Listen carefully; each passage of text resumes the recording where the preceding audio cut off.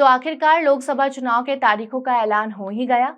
चुनाव आयोग राजीव कुमार ने लोकसभा चुनाव के तारीखों का ऐलान कर दिया है।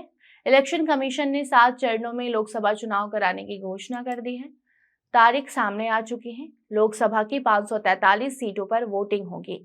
चुनाव आयोग के मुताबिक पहला चरण 19 अप्रैल को होगा, दूसरा 26 अप्रैल को होगा, तीसरा चरण 7 मई, चौथा 13 मई, पांचवा 20 मई, छठा 25 मई और सातवां और आखिरी चरण 1 जून को होगा, जबकि नतीजे 4 जून को आ जाएंगे।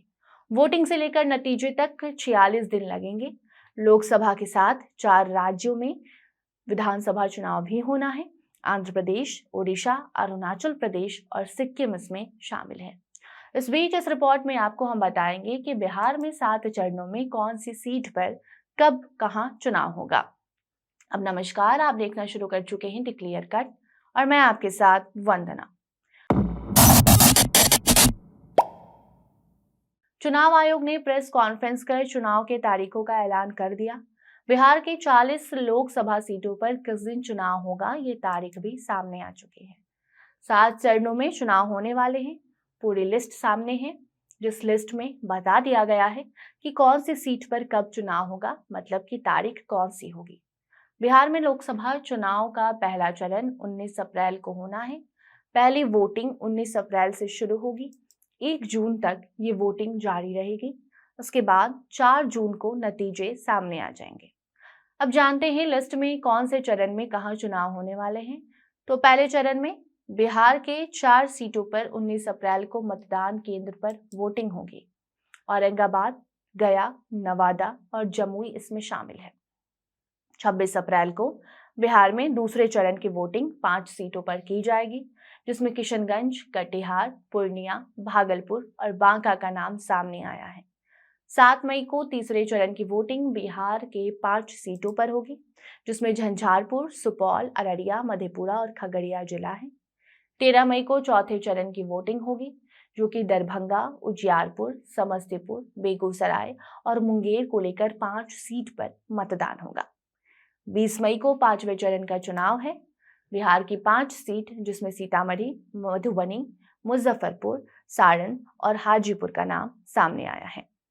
25 मई को छठे चरण की वोटिंग वाल्मीकि नगर, पश्चिम चंपारण, पूर्वी चंपारण, शिवहर, वैशाली, गोपालगंज, सिवान और महाराजगंज में है।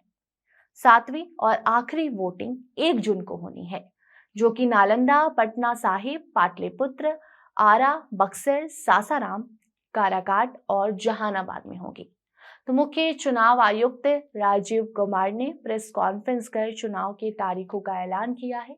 तारीखों का ऐलान करते हुए कहा कि चुनाव के लिए हमारी टीम पूरे तरीके से तैयार है। चुनाव में 97 करोड़ वोटर्स मतदान करेंगे, यानी कि वोट करेंगे। देश भर में 10.5 लाख पोलिंग स्टेशन बनाए जाएंगे, जबकि 55 लाख ईवीएम का इस्तेमाल वोटिंग के लिए किया जाएगा। मुख्य चुनाव आयुक्त राजीव कुमार ने ये भी बताया कि इस बार बुजुर्गों के लिए खास व्यवस्थाएं की जाएंगी। 85 साल से अधिक उम्र के सभी वोटर या फिर दिव्यांग वोटर के घर फॉर्म भिजवाए जाएंगे, ताकि वो घर से ही वोट डाल सके। लोकसभा चुनाव की तारीखों का ऐलान करते हुए चुनाव आयोग ने अरुणाचल प्रदेश, ओडिशा, आंध्र प्रदेश और सिक्किम में भी विधानसभा चुनाव के तारीखों का ऐलान कर दिया है। जहां ओडिशा में विधानसभा चुनाव 4 चरणों में होंगे। 13 मई, 20 मई, 25 मई और 1 जून को वोटिंग होगी। वहीं आंध्र प्रदेश में 13 मई को मतदान होगा।